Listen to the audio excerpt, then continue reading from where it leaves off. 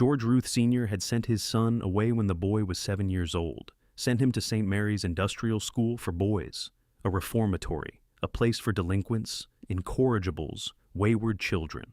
"I can't control you," George had said. Those words, final, definitive. And Babe had stayed there for 12 years, rarely seeing family, rarely receiving letters. The distance between father and son wasn't just physical, it was emotional, a chasm that seemed impossible to cross. But in 1918, Babe was no longer a troubled kid. He was becoming a star, playing for the Boston Red Sox, making headlines, earning money. Maybe, just maybe, they could reconcile. Maybe they could bridge that gap. Maybe they could become father and son again. Until one August evening in Baltimore, when two men started arguing in a bar, when George Ruth Sr. tried to intervene, when everything went wrong in 30 seconds. And the possibility of reconciliation died on a Baltimore street, along with Babe Ruth's father. Baltimore, Maryland, summer 1918. The neighborhoods where George Ruth Sr. lived and worked were not gentle places. These were the rough districts, the kind of streets where survival required toughness, where respect was earned through strength, where violence was always just one wrong word away. The buildings were cramped together, brick structures stained with decades of coal smoke and industrial grime, narrow alleys between them, where anything could happen and often did. Street corners where men gathered to drink, gamble, argue, settle scores. This was Pigtown. This was where the Ruth family had roots. And this was where George Ruth Sr. owned and operated a string of saloons. And owning bars in early 20th century Baltimore was not a gentleman's profession. These weren't upscale establishments with polished mahogany and crystal chandeliers. These were working-class drinking houses, rough places, loud places, places where laborers came after 12-hour shifts in factories and shipyards to wash away the day with cheap whiskey and cheaper beer, where arguments were common, where fists settled disputes more often than words. George Ruth Sr. knew this world intimately. He had grown up in it. He understood its rules. You kept order through presence, through reputation, through the willingness to physically intervene when necessary. You didn't call the police. You handled problems yourself. George was not a large man, but he had that wiry strength that comes from decades of physical work and street life. Thus, he knew how to handle himself. He knew when to talk someone down and when to throw them out. He knew which customers would cause trouble and which were just blowing off steam. This knowledge had kept his businesses running for years, had kept him alive in a world where bar owners sometimes ended up on the wrong side of a knife or a bullet. But knowledge and experience can only protect you so far. Sometimes violence comes from unexpected places. Sometimes the people you trust are the ones who bring danger to your door. By 1918, George Ruth Sr. had watched his son transform from a troubled street kid into something extraordinary. Babe was pitching for the Boston Red Sox, one of the best left-handed pitchers in baseball, winning games, drawing crowds, making a name that would eclipse anything the Ruth family had ever achieved. The newspapers wrote about him constantly. His performances were discussed in sporting circles across the country. George must have felt pride, must have felt vindication. The son he couldn't control, the boy he'd sent away, had become somebody. But there had been no reconciliation, no emotional reunion. The distance remained. Babe played in Boston. George worked in Baltimore, 200 miles apart. Two different worlds. Communication was minimal. Perhaps George didn't know how to bridge that gap. Perhaps Babe was still angry about being sent away. Perhaps both of them were waiting for the other to make the first move. Time was running out. Neither of them knew it. August 1918. A hot evening. The kind of oppressive summer heat that makes people irritable, that shortens tempers, that turns minor disagreements into major confrontations. It's George Ruth Sr. was behind the bar at one of his establishments. The exact location is lost to history. Different accounts place it at different addresses, but the general area is known. A working-class neighborhood, a street-level saloon, windows open trying to catch any breeze, men drinking, conversations mixing with the clink of glasses and the scrape of chairs on wooden floors. George served drinks, wiped down the bar, made small talk, kept watch. This was routine. Every night was essentially the same, until it wasn't. Two men started arguing, brothers-in-law. married to George's sisters, family. These weren't strangers off the street. These were men George knew, men who had sat at his table for holiday dinners, men whose children played with his remaining daughter. But family doesn't prevent conflict, and sometimes it makes conflict worse. The argument started quietly, voices low, tense, but gradually escalating. Other patrons glanced over, recognized the tone. Conversations at nearby tables went quiet. People paying attention now, waiting to see if this would blow over or explode. George watched from behind the bar, assessing, calculating. He knew both men, knew their personalities, knew how they fought, knew this could go badly. He moved down the bar toward them. "Take it easy," he said, not aggressive, just firm, a reminder. "You're in my place. Keep it civil." For a moment it seemed like the words would work. The men paused, looked at George, but then one said something. Low, vicious, the kind of insult that can't be ignored. The other man stood up, fast, chair scraping backward, hands curling into fists. George came around from behind the bar, moved between them. "Not here," he said, voice harder now. "You want to fight? Take it outside, not in my bar." This was the rule, the universal understanding. Bars could tolerate a lot. Drunkenness, loud arguments, even the occasional shove. But full-scale brawling inside meant broken furniture, broken glasses, injured customers, police attention. Nobody wanted that. If you absolutely had to fight, you took it to the street. The men glared at each other. George stood between them. Physical barrier, psychological boundary. For a few seconds, nobody moved. The entire bar was watching now. Dozens of eyes, waiting. Then one of the brothers-in-law pushed past George, headed for the door. The other followed. George's face showed frustration, resignation. He knew what was coming. He followed them out. The street was not empty. Even this late, there were people around, workers heading home, people sitting on stoops trying to escape the heat inside their apartments, kids playing in the last light of evening. They all stopped when they saw three men emerge from the bar, tension obvious in their postures, violence imminent in their movements. The two brothers-in-law squared up. No more words. Past talking. One threw a punch, wild, fueled by anger and alcohol. It connected with the other man's shoulder. Not a clean hit, but enough to provoke retaliation. The second man swung back. This punch landed on the jaw. Solid, the sound audible, head snapping. Now they were fully engaged. Grappling, trading punches, stumbling across the cobblestone street. George was trying to separate them, pulling at shoulders, shouting, "Stop it! Break it up!" But breaking up a fight between two determined men is nearly impossible when you're alone. Every time he pulled one away, the other would surge forward. They weren't hearing him, weren't listening to anyone, consumed by rage and momentum. A crowd was gathering. Men from inside the bar had come out, neighbors drawn by the commotion. Some were shouting encouragement. Some were yelling for someone to stop it. Nobody stepped in to help George. This was family business. Let them handle it. One of the men grabbed the other's shirt, fabric tearing. They were locked together now, spinning, feet tangling, moving across the street in a chaotic dance of violence. George was still trying to intervene, still trying to separate them. He grabbed one man from behind, arms around the chest, pulling backward, trying to create distance. But the man resisted, threw his weight forward, pulled George with him. And that's when it happened. The other brother-in-law threw a wild punch, aimed at his opponent, but timing was wrong, position was wrong. The fist connected with George, not hard, not intentionally, just bad luck, bad timing. George released his hold, stumbled backward. One foot caught on the uneven cobblestones. He tried to regain balance, arms windmilling, but momentum was against him. He was falling. Time slows in moments like this.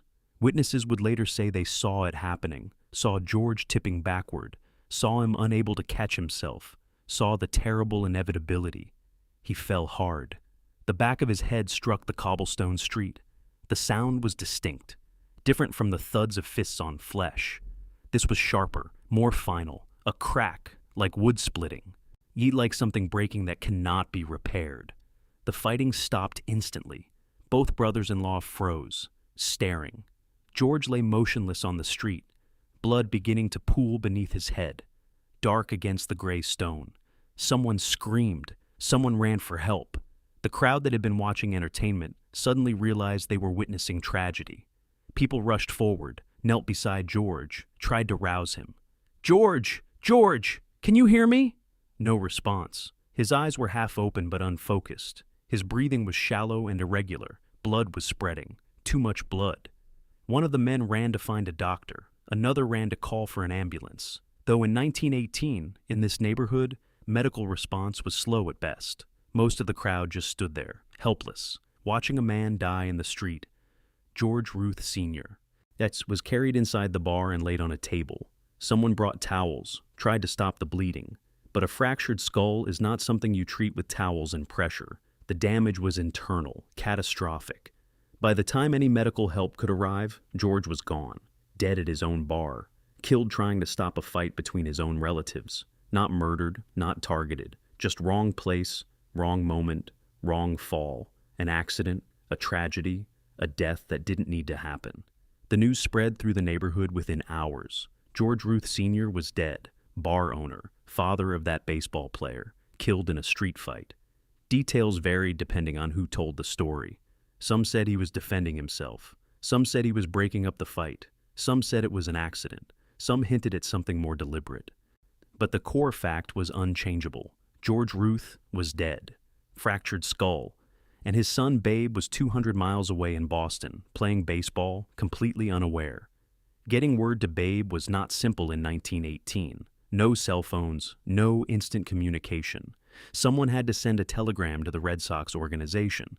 The telegram had to be delivered. Someone had to tell Babe. Accounts differ on exactly when and how he received the news. Some say it came the same day. Some say the next day. But all agree on one thing.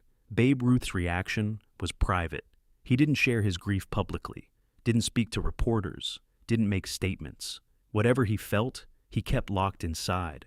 What happened next is shrouded in confusion and contradiction. Did Babe Ruth attend his father's funeral? Historical records are frustratingly unclear. As some accounts say, he did not. That he was not given permission to leave the team during the season. That baseball contracts in that era were strict and unforgiving. That players didn't miss games for personal reasons, even deaths in the family. Other accounts suggest he might have attended, but that there was no documentation, no photographs, no newspaper coverage. The funeral of a working-class bar owner in Baltimore was not news, even if his son was becoming famous. But there's another possibility, one that fits with what we know about Babe Ruth's complicated relationship with his father. Maybe he chose not to attend, maybe the wounds were still too fresh, maybe being sent to St. Mary's at age 7, maybe 12 years of separation, maybe the lack of communication and connection. Maybe Babe was still angry, still hurt.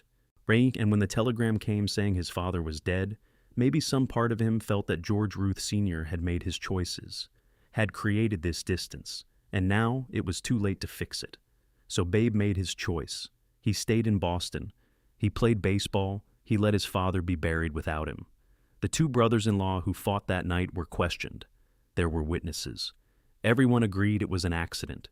A terrible accident. George had been trying to break up the fight. He had fallen, struck his head. Nobody threw him down. Nobody attacked him directly. In the chaos of a street fight, a tragic accident occurred. No charges were filed, no prosecution. In that neighborhood, in that era, this was just another sad story. A man died, life moved on. Babe Ruth never spoke publicly about his father's death, not in interviews, not in his autobiography, not in conversations with teammates. If he grieved alone. If he felt guilt about their estrangement, he carried it silently. If he wished things had been different, he never said so. The man who would become the most famous athlete in America kept this wound hidden, this loss unspoken, this pain private. Years later, when Ruth became a megastar with the Yankees, reporters would occasionally dig into his past, try to write human interest stories, ask about his childhood, his family, his father. Ruth would deflect, change the subject, give minimal answers. He would talk about St. Mary's, about Brother Matthias, about learning baseball. But about his father, silence. About the death, nothing. The door was closed, locked, and Ruth made it clear he had no intention of opening it. Some who knew Ruth well believed the loss affected him more deeply than anyone realized, that the unresolved relationship with his father created a hole that never filled, that Ruth's later behavior, his recklessness, his refusal to follow rules, his constant need for attention and affection, all stemmed from that childhood abandonment and the permanent separation that death had sealed. Psychology wasn't sophisticated in that era. Trauma wasn't discussed. Grief wasn't processed. You just moved forward. You survived. You didn't look back. The bar where George Ruth Sr. died was eventually closed. The exact location is now lost. Urban development, time, and changing neighborhoods have erased the physical place where this tragedy occurred. But the impact remains. A father and son who never reconciled. A relationship that ended not with healing, but with death. A loss that shaped the greatest baseball player who ever lived in ways we can only guess at. In 1948, when Babe Ruth himself was dying of cancer, ravaged by illness, saying goodbye to the game and the fans who loved him, there's no record of him ever mentioning his father. No deathbed reconciliation with memory. No final words about George Ruth Sr. The silence that had lasted 30 years continued to the end. Whatever Babe felt about his father, about their separation, about that August night in Baltimore when a street fight turned fatal, he took it with him to the grave. The two brothers-in-law who fought that night, history doesn't record what happened to them. Did they carry guilt? Did they reconcile with each other? Did the family fracture over this death? We don't know. They vanished into obscurity while Babe Ruth became immortal. But somewhere in Baltimore, in August 1918, two men threw punches in anger, and in 30 seconds they destroyed any chance that a father and son would ever find their way back to each other. This is the story Babe Ruth never told, the death he never discussed, the loss he never processed, at least not publicly. When people think of Babe Ruth's childhood, they think of St. Mary's. They think of Brother Matthias teaching him baseball. They think of a troubled kid who found salvation in sports. But before St. Mary's saved him, his father sent him away. And before they could ever repair that breach, his father died violently in a street fight, head cracked against cobblestones, blood pooling on a Baltimore street. 30 seconds. That's all it took. One fall, one impact, one death. And the distance between George Ruth Sr. and his son Babe became permanent, infinite, unbridgeable.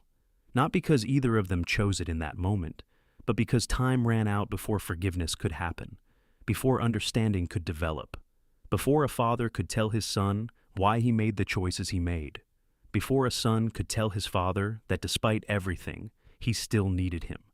Babe Ruth hit 714 home runs in his career. He revolutionized baseball. He became an American icon. His name is synonymous with greatness. But he never got the one thing that August night in 1918 took away from him forever. He never got his father back. He never got to ask why. He never got to forgive or be forgiven. He never got closure. And that absence, that permanent unfinished business, that unhealed wound, we lived inside the most famous athlete in American history for the rest of his life. Silent, hidden, never spoken about, but always there. George Ruth Sr. was buried in a Baltimore cemetery, a modest grave, a working-class funeral, and whether his son attended or not, whether Babe stood over that grave and said goodbye, or stayed in Boston and let the distance remain, the result was the same. The breach never healed, the relationship never mended, and one of the greatest stories in sports history carries within it this dark chapter, this unspoken grief, this permanent loss. The bar fight that killed George Ruth Sr. lasted maybe 2 minutes. The fall that fractured his skull took 1 second, but the impact on Babe Ruth lasted a lifetime.